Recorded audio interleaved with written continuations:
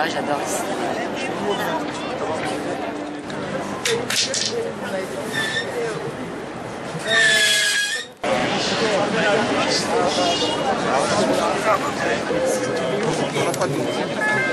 C'est le seul truc qui a fait parler de pourquoi c'est quoi? On est des Bretons. Bizarrement, on est des Bretons, on est des Corses, on n'a pas de patois. Il n'y a pas de patois. Pourquoi il n'y a pas de patois? C'est parce que nous, on est trop fiers de nous, il faut arrêter la fierté. Déjà, si on connaît notre histoire, chacun connaît son histoire, parce qu'on dit toujours c'est pas moi, c'est l'autre, c'est le français, c'est ça. Non, toujours c'est les autres. C'est pour reconnaître son histoire parce qu'on nous enseigne l'histoire à l'école. Mais écoute pas l'histoire, écoute-toi toi. Moi, on m'a dit mes ancêtres les Gaulois, mes ancêtres pas les Gaulois, moi, je suis l'école. Mais non, mais enfin, moi je pense pas ça. Je pense qu'on peut quand même avoir un ancêtre gaulois dans le sens où l'appartenance commune, la volonté, enfin, notre ancêtre peut être la France. Mais moi, ce que je pense, c'est que les morts, on ne lutte pas à ces endroits. Quand le samedi, au lieu d'aller manifester, on préfère aller étudier, on préfère aller en boîte et tout ça. Quand tu regardes dans ce pays, le droit des Zoubous, ils ont commencé il n'y a pas longtemps, on a le droit à danser, le droit des minorités ont avancé, pourquoi ils n'avancent pas? Et parce qu'on ne se montre pas, on ne parle pas assez, on préfère rester là, à se victimiser. On est des victimes, mais à un moment, il faut se prendre en main. Enfin, moi, c'est mon opinion. Mais après, je pense que...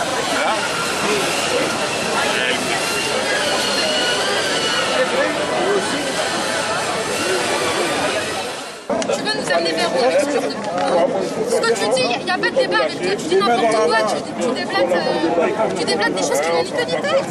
On ne comprend rien à ce que tu racontes. Moi je comprends personnellement. Tu veux nous amener vers où avec ce genre de propos? Ce que tu dis, il n'y a pas de débat avec toi, tu dis n'importe quoi, tu déblates des choses qui n'ont ni queue ni tête. On ne comprend rien à ce que tu racontes. Moi je comprends personnellement. Tu veux nous amener vers où avec ce genre de propos? Ce que tu dis, il n'y a pas de débat avec toi, tu dis n'importe quoi, tu déblates des choses qui n'ont ni queue ni tête. On ne comprend rien à ce que tu racontes. Moi je comprends personnellement. Non, je parle, moi. Oui, entre nous, mais entre les autres aussi. Pointer du doigt ça, ok, d'accord. Les autres, alors, déjà, il faut qu'on arrive à communiquer. On ne dit pas que c'est les autres, on est en train de pointer du doigt des injustices. On dit toujours les blancs, les blancs, les blancs. Mais c'est la commission France-Afrique. Eh mec, c'est la commission France-Afrique. On parle du rôle de la France en Afrique. C'est le but de la commission. De quoi tu nous parles là? Tu nous parles du black, il est méchant, le black ceci. Quel est le rapport? C'est la commission française. Oh, tu m'entends? C'est la commission. Il n'y a pas des blacks qui se font entre eux. Mademoiselle, il a juste le droit de donner son avis. Vous l'entendiez? Ce n'est pas un avis. C'est qui qui explique là? C'est qui qui explique ça? Parce que moi j'entends. Tu es juste en train de nous est-ce que vous entendez aussi que cette haine... Je vais dire un truc. En Afrique. Depuis tout à l'heure, tu parles, tu répètes la même chose. Depuis tout à l'heure, tu parles, tu répètes la même chose. Il y a des blancs qui aiment pas. Bref. On dit juste que... Le génocide, c'est qui fait les génocides en Afrique? Stop! Parle du génocide rwandais, justement, il sort de la France. C'est qui fait ça? C'est qui met les coupes-coupes? C'est qui? Sors de là, sors. Sors! Stop! Depuis tout à l'heure, tu parles. Depuis tout à l'heure, tu parles. Depuis tout à l'heure, tu parles. Depuis tout à l'heure, tu parles. Mais il parle depuis tout à l'heure. Ça fait depuis 25 minutes qu'il parle tout seul. Vous êtes arrêté sur une phrase, il a dit d'autres choses intéressantes. Mais on a rebondi sur cette phrase, madame, Moi parce je que connais plus que toi. Moi je te dis mon grand-père c'est un. Mon grand-père. Alors voilà, je connais plus que toi moi. Moi je te dis mon grand-père. Mon grand-père c'était un colonial mon grand-père. Un vrai colonial. Donc ma mère c'était un esclave. Qu'est-ce que tu parles avec moi? J'ai un nom plus français que toi moi. Et je dis moi je suis français moi. Je suis fier moi. Il faut être fier d'être français, il faut être fier d'être en France, il faut être fier de toi-même. Arrête de parler des autres. Parle de toi, de ton vécu à toi. Moi je suis fier d'être là. Moi c'est plus un homme. Arrêtez de dire c'est l'autre, c'est pas moi, c'est lui. Monsieur, oui, le génocide. est-ce qu'on peut parler du génocide? On peut débattre On peut débattre, là c'est la commission de France-Afrique, on peut débattre de la France-Afrique. Si tu permets, justement, je pense qu'il faut restructurer l'esprit commission. Non mais c'est pour que tu comprennes. L'esprit commission, c'est que tous ceux qui veulent entrer dans la commission France-Afrique s'installent. Et puis après, par exemple, le temps de parole, on le demande, tu vois, tu donnes trop. Non, moi je demande justement, si vous ne faites pas comme ça, moi je ne vais pas, parce que sinon, tu vois, ça fait un chèque. Mais je pense, ce qu'il faut, c'est qu'elle ouvre la commission France-Afrique. Ceux qui ont envie de rester pour discuter de la commission France-Afrique et des sujets, et bien justement, vous êtes tous les bienvenus. Et puis après, il y a ce qu'on appelle, on s'inscrit pour un temps de parole, pour les échanges, et on se respecte, et puis on essaie de ne pas faire trop long, voilà, on s'écoute. Voilà. Mais moi, je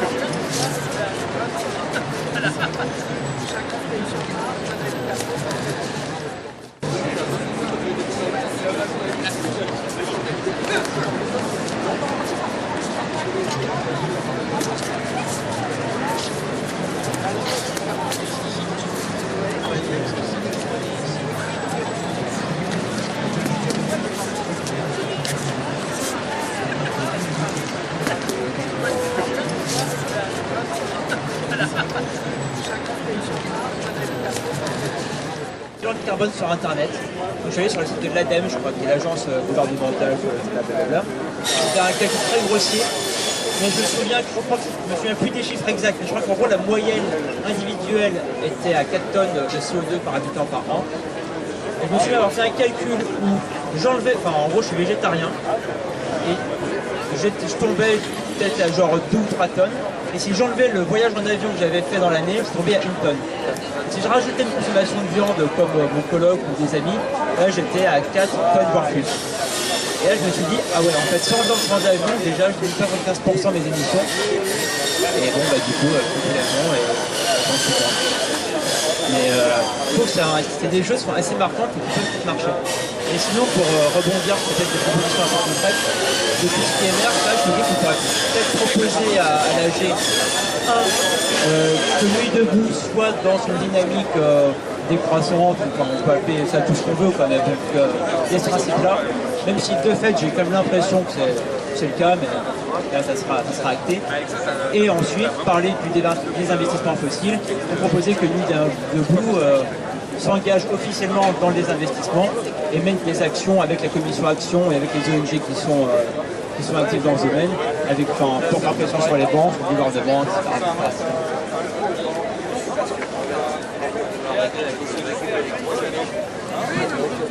Bilan de carbone sur Internet. Donc, je suis allé sur le site de l'ADEME, je crois, qui est l'agence gouvernementale, blablabla.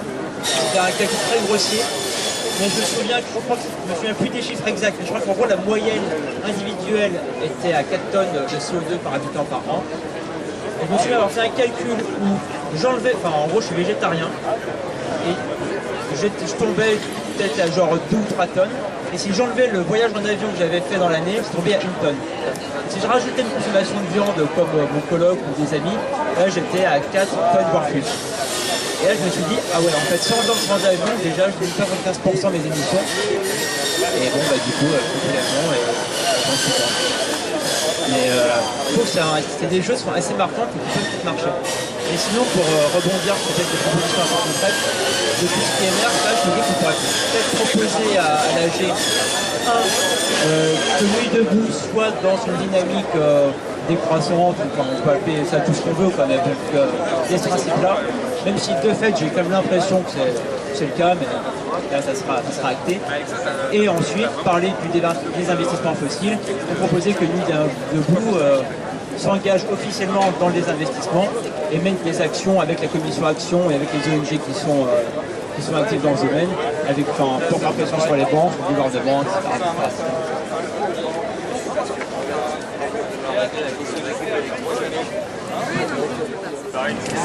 C'est quoi qui est classifié là?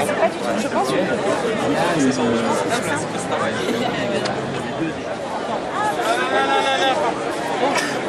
Alors, c'est pas le problème. C'est pas les Français. Qui n'a pas encore parlé, souhaiterait parler. Il n'y a pas de souci, hein. C'est clair. On les note. C'est quoi? On les note. Ah non, je fais des Non mais de tout ce qui se dit là. Ah non, je sais pas. Non, ça va aller. Oui mais qu'est-ce qu'on en fait? C'est pas la question. Tu veux parler? Tu me demandes quand ça peut être noté pour commencer. Qui n'a pas encore parlé, souhaiterait parler. Il n'y a pas de souci, hein. C'est clair. On les note. C'est quoi? On les note. Ah non, je fais des Non mais de tout ce qui se dit là. Ah non, je sais pas. Non, ça va aller. Oui mais qu'est-ce qu'on en fait? C'est pas la question. Tu veux parler? Tu me demandes quand ça peut être noté pour commencer. Qui n'a pas encore parlé, souhaiterait parler. Il n'y a pas de souci, hein. C'est clair. On les note. C'est quoi?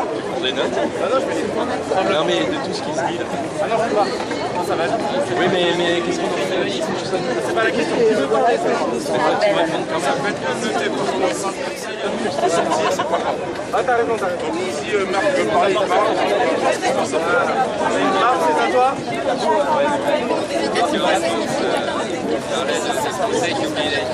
Qui oublie l'histoire quand il le veut, je dirais plutôt. Non, je parle d'art, non, je parle des fachos. Non mais Je parle des fachos.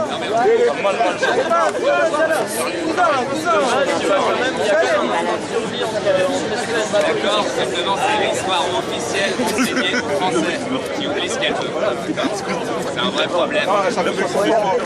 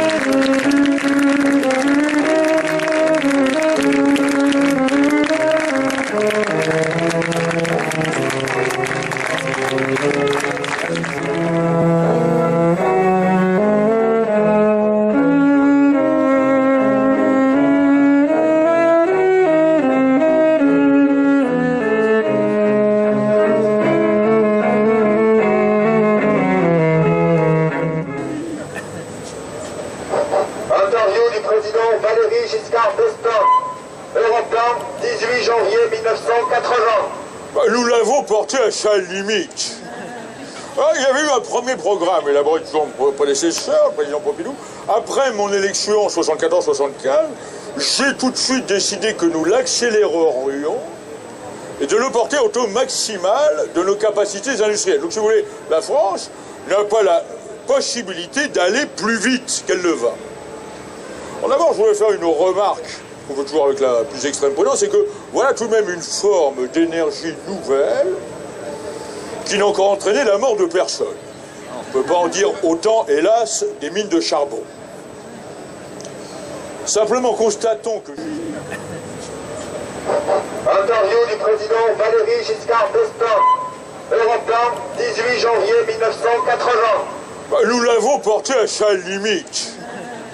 Il y avait eu un premier programme élaboré par mon prédécesseur, le président Pompidou. Après mon élection en 74-75, j'ai tout de suite décidé que nous l'accélérerions et de le porter au taux maximal de nos capacités industrielles. Donc si vous voulez, la France n'a pas la possibilité d'aller plus vite qu'elle ne va. D'abord, je voulais faire une remarque, qu'on veut toujours avec la plus extrême prudence, c'est que voilà tout de même une forme d'énergie nouvelle qui n'a encore entraîné la mort de personne. On ne peut pas en dire autant, hélas, des mines de charbon. Simplement constatons que... Interview du président Valéry Giscard d'Estaing. Europe 1, 18 janvier 1980. Nous l'avons porté à sa limite. Il y avait eu un premier programme élaboré par mon prédécesseur, le président Pompidou. Après mon élection en 74-75, j'ai tout de suite décidé que nous l'accélérerions et de le porter au taux maximal de nos capacités industrielles. Donc si vous voulez, la France n'a pas la possibilité d'aller plus vite qu'elle ne va. D'abord, je voulais faire une remarque, qu'on veut toujours avec la plus extrême prudence, c'est que voilà tout de même une forme d'énergie nouvelle qui n'a encore entraîné la mort de personne. On ne peut pas en dire autant, hélas, des mines de charbon. Simplement constatons que... Ensuite, je crois que l'opinion publique, et je comprends pas bien, ne sait pas très bien ce qui se passe dans une centrale nucléaire. L'opinion publique se dit, voilà, ça c'est une espèce de bombe atomique qu'il y a dans cette centrale, on l'a un petit peu apprivoisée, et alors au lieu d'exploser, elle nous procurait de l'électricité. C'est pas du tout cela. Ce que l'on produit dans une centrale nucléaire, c'est de la vapeur. C'est d'abord de la chaleur qui, appliquée à de la vapeur d'eau, prenez de la chaleur, prenez de la vapeur, qui fait tourner des turbines qui produisent de l'électricité. Ensuite, je crois que l'opinion publique, et je comprends pas bien, ne sait pas très bien ce qui se passe dans une centrale nucléaire. L'opinion publique se dit, voilà, ça c'est une espèce de bombe atomique qu'il y a dans cette centrale, on l'a un petit peu apprivoisée, et alors au lieu d'exploser, elle nous procurait de l'électricité. C'est pas du tout cela. Ce que l'on produit dans une centrale nucléaire, c'est de la vapeur. C'est d'abord de la chaleur qui, appliquée à de la vapeur d'eau, prenez de la chaleur, prenez de la vapeur, qui fait tourner des turbines qui produisent de l'électricité. Vous me direz, il y a par ailleurs des bombes au phosphore, mais alors il s'agit là de deux voies techniques et scientifiques complètement différentes, puisqu'on n'a pas du tout le même...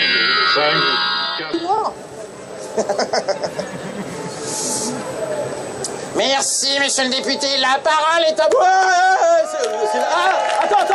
Attends. Vous êtes l'Assemblée nationale de 1981. Vous êtes la gauche au pouvoir. On l'a eu. Et là, c'est Mauroy, le premier ministre de gauche qui va intervenir. Vous êtes super content. Alors vous avez... Pas vous. C'est la première fois que vous êtes dans l'opposition, ça vous énerve, ça. Mais c'est quand même tout ça, hein, la gauche. Alors vas-y.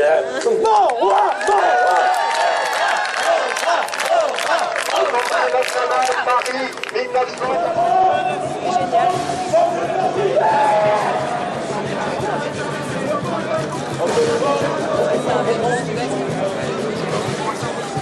Il y a un marché qui est génial.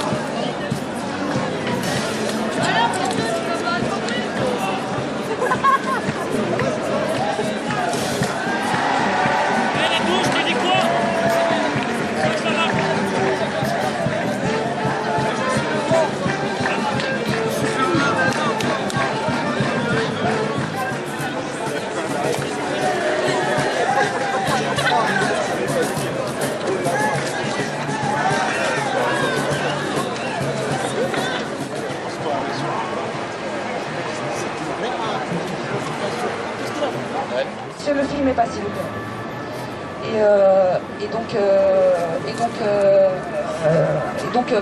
C'était des formations qui prenaient 12 personnes et qui duraient 4 mois.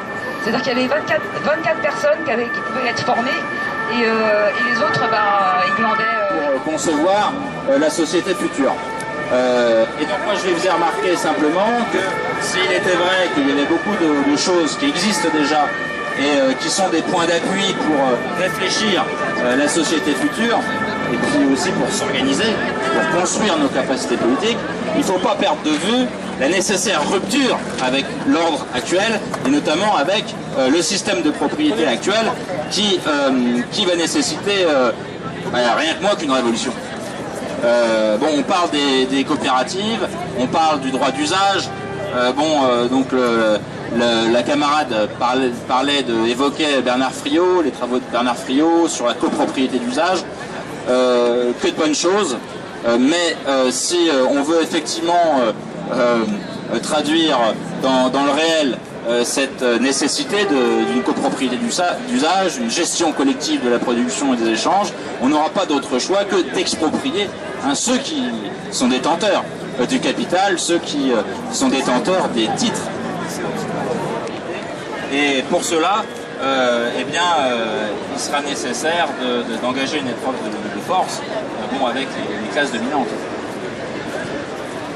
Les classes dominantes, elles n'ont pas l'intention de se défendre. Révolution, s'il y a révolution, elle ne sera pas douce. La révolution, il y a une certaine forme de violence arrachée.